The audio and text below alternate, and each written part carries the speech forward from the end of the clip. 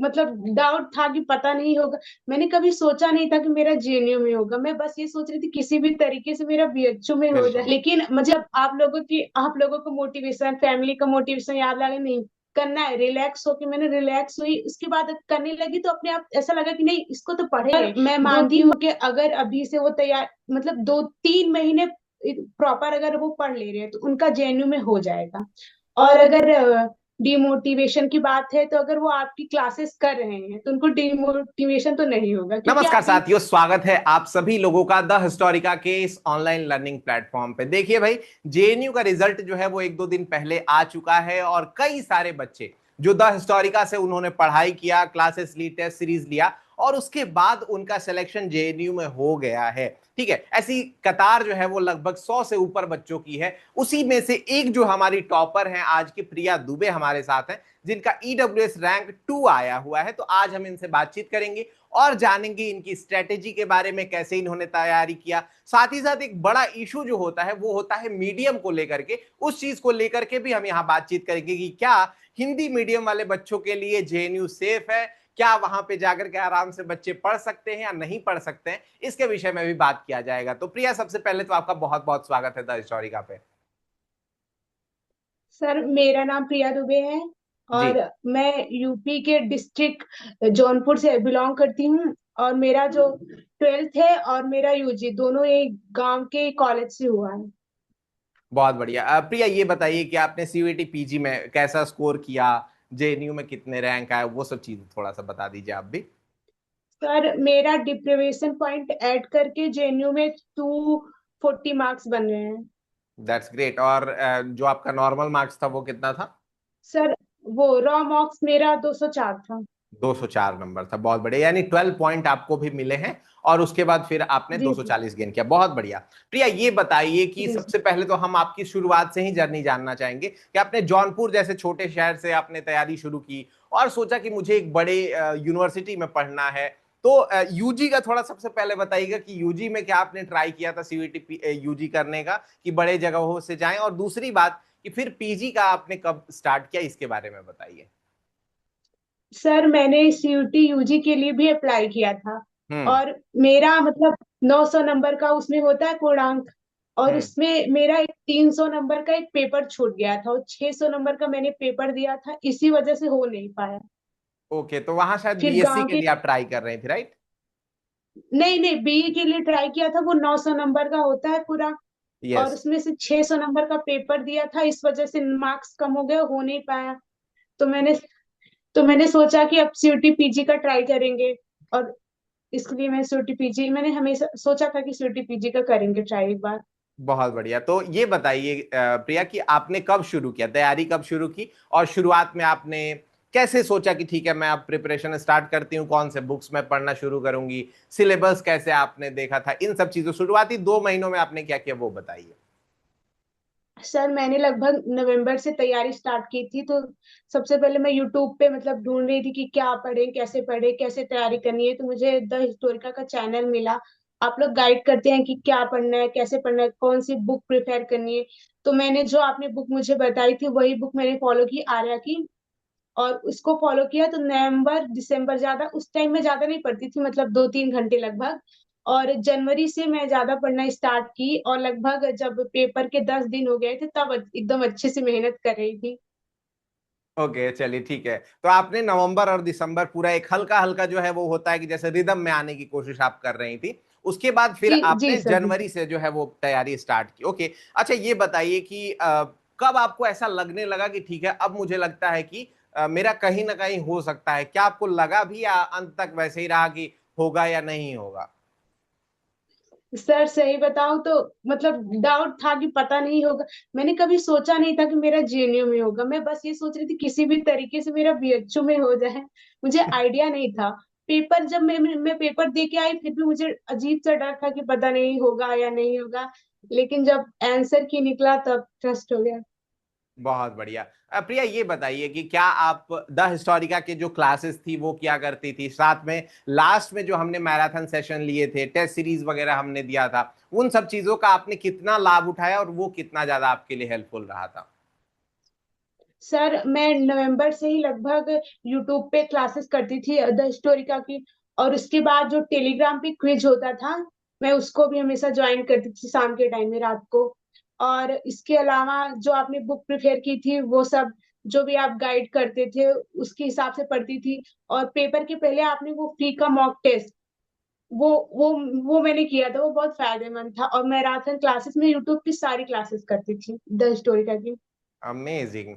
तो ये बताइए कि क्लास करने से क्या आपको लाभ हुआ, क्या आपको लगा कि नहीं ठीक है। एक चीज और था इसमें, मतलब एक क्लियरेंस ये थी कि जैसे कोई भी टीचर होता है ना कि वो सोचता है कि एटलीस्ट जो सिलेबस है उसको कवर करा दिया जाए, और वो कर लेने के बाद बच्चों के अंदर कॉन्फिडेंस जो है वो आ जाता है कि ठीक है, चाहे पेपर जैसा आए, मान लो कि इस बार जो है वो थोड़ा सा अलग तरीके का भी पेपर आ गया था, तो उसके बावजूद भी उनको ये रहता कि ठीक है, अगर मेरा खराब जा रहा है तो सबका खराब जा रहा होगा। आपके साथ क्या कंडीशन था प्रिया?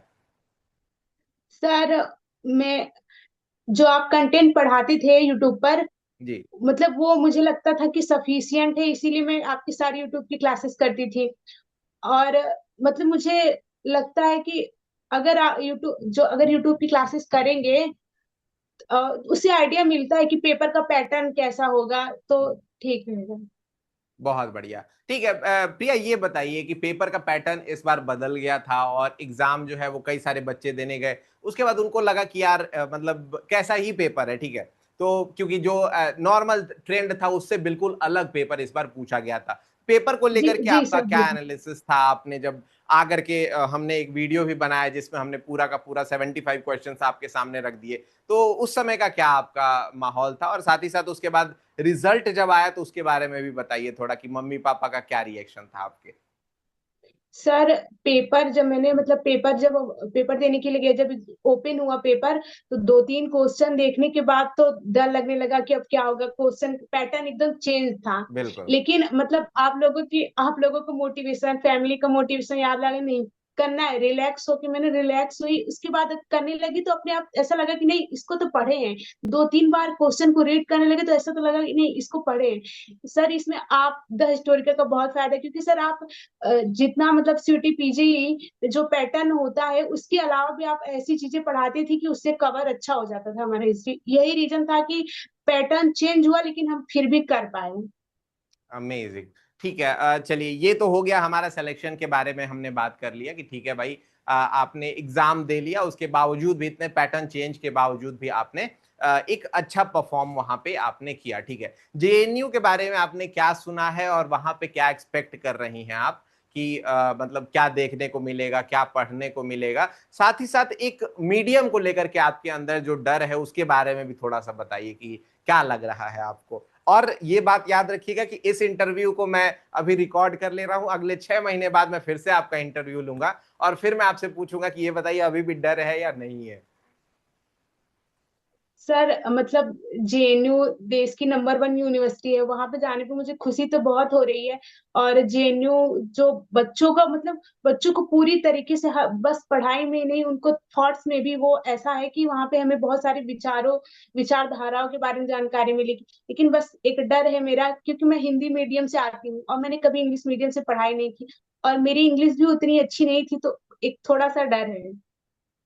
चलो बहुत बढ़िया। नहीं देखिए प्रिया, मैं बस ऐसा ऑनलाइन ही बता देता हूँ और उन सारे बच्चों को मैं कैटर कर रहा हूँ जो हिंदी मीडियम से आते हैं, ठीक है। आप अगर दूसरे जगहों पे जाते हैं, जैसे मैंने आपका जो आपने भेजा था कि सर मैं हिंदी मीडियम से हूँ, क्या मैं जेएनयू जाऊं या नहीं, वो मैंने स्टेटस पे भी लगाया था, तो कई सारे बच्चों का कमेंट आया, ठीक है। वो मैं आपको बता रहा हूँ, फर्स्ट टाइम ही बता रहा हूँ कि बोल रहे हैं जी बच्चे कि सर। सर डीयू में ज्यादा दिक्कत है मीडियम की, हमें जेएनयू में तो कोई भी समस्या ही नहीं होती है। डीयू में जो है वो क्या होता है कि आप अगर इंग्लिश में पढ़ा रहे हैं टीचर तो इंग्लिश में ही चेक करेंगे, वो हिंदी में नहीं होना चाहिए।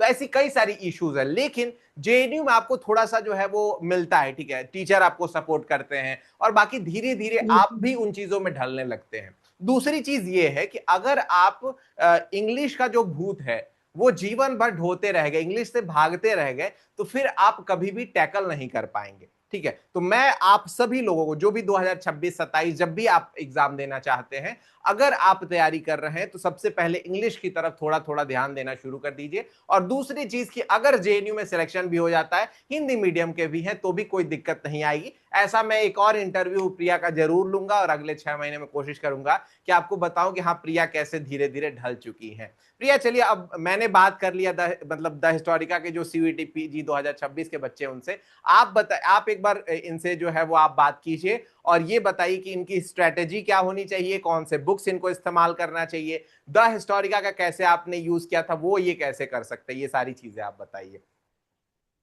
सर बुक के लिए तो मैं ये सोचती हूँ कि बुक मतलब बुक का जो थोड़ा बहुत रखे, ज्यादा बुक्स नहीं कि वो उससे डिस्टर्बिंग होंगी। मैंने बस एक ही बुक प्रिफेयर की थी, आर्या की। इसके अलावा आप किरण की भी बुक ले सकते हैं। और द हिस्टोरिका मैं मानती हूँ कि अगर आप बैच भी लेते हैं तो आपको फायदा होगा, क्योंकि मैंने यूट्यूब क्लासेस ली थी और टेलीग्राम का क्विज लिया और जो फ्री के मॉक टेस्ट थे। जब मुझे इतना फायदा हुआ, तो अगर आप इसका बैच लेंगे या फिर जो मॉक टेस्ट होता है वो सब लेंगे तो उनको जरूर फायदा होगा। और बस मैं 2026 के बच्चों को इतना कहना चाहूंगी कि जो कंटेंट है वो थोड़ा छोटा रखिए ताकि आप उसको पढ़ सकें। बहुत अच्छी बात है प्रिया। अच्छा ये बताइए कि डीमोटिवेशन जब आपको होता था, मुझे पता है कि इसमें से काफी बच्चे ऐसे भी होंगे जो अभी डीमोटिवेटेड होंगे, उनको लग रहा होगा कि यार इतने कम समय में कैसे तैयारी करें, जब भी आप देख रहे होंगे, या ऐसा लग रहा होगा कि यार मेरा जेएनयू हो पाएगा या नहीं हो पाएगा, क्या एक्सपीरियंस है, ये सब सुनना चाहते होंगे। तो आप बताइए कि जब आप डीमोटिवेटेड होती थी तो आप क्या कहती थी या क्या करती थी, और साथ ही साथ आप अगर इनको मोटिवेट करना चाहती हैं तो आप क्या कहेंगी। सर मैं मानती हूँ कि अगर अभी से वो तैयार मतलब 2-3 महीने प्रॉपर अगर वो पढ़ ले रहे हैं तो उनका जेएनयू में हो जाएगा। और अगर डिमोटिवेशन की बात है, तो अगर वो आपकी क्लासेस कर रहे हैं तो उनको डिमोटिवेशन तो नहीं होगा, क्योंकि आप बीच बीच में, सबसे अच्छी बात तो यही थी कि जब भी मुझे लगता था पता नहीं होगा या नहीं होगा, जब आपकी क्लासेस करती थी तो मूड एकदम फ्रेश हो जाता था। हम्म। इसके अलावा मेरी फैमिली में जो मेरी मम्मी है, वो मेरे लिए बहुत ज्यादा सपोर्टिव थी। मैं उनसे हमेशा कहती थी पता नहीं मम्मी होगा या नहीं होगा, लेकिन वो कहती थी क्यों नहीं होगा, तुम्हारा होगा। आज जब मेरा रिजल्ट निकल गया तो वो कहती देखा मैंने बोला था ना तेरा होगा। अमेजिंग अमेजिंग प्रिया। चलिए बहुत बहुत शुक्रिया आपका द हिस्टोरिका से जुड़ने के लिए और आज के इस इंटरव्यू के लिए। ठीक है, धन्यवाद सर, प्रणाम सर। प्रणाम। तो ये थी प्रिया, जिन स्टॉप कर दिया आपने। नहीं अब हाँ एक कर लेते हैं ना। तो ये थी प्रिया जिनसे हमने बातचीत की और जाना कि कैसे उन्होंने प्रिपरेशन किया, साथ ही साथ द हिस्टोरिका के फ्री क्लासेस टेस्ट सीरीज कितना ज्यादा उनके लिए हेल्पफुल रहा। अगर आप भी सीयूईटी पीजी 2026 की तैयारी करना चाहते हैं तो जुड़िए द हिस्टोरिका के साथ, चैनल को सब्सक्राइब कर लीजिए और इस वीडियो को अपने दोस्तों तक भी शेयर करिए ताकि उनको भी प्रिया की स्टोरी पता चले और आने वाले समय में अगर वो भी जेएनयू जाना चाहते हैं तो उनका ये सपना साकार हो सके। आने वाले वीडियोस के लिए जुड़े रहिए हमारे साथ, तब तक अपना ख्याल रखिए। बहुत बहुत शुक्रिया, बहुत बहुत धन्यवाद।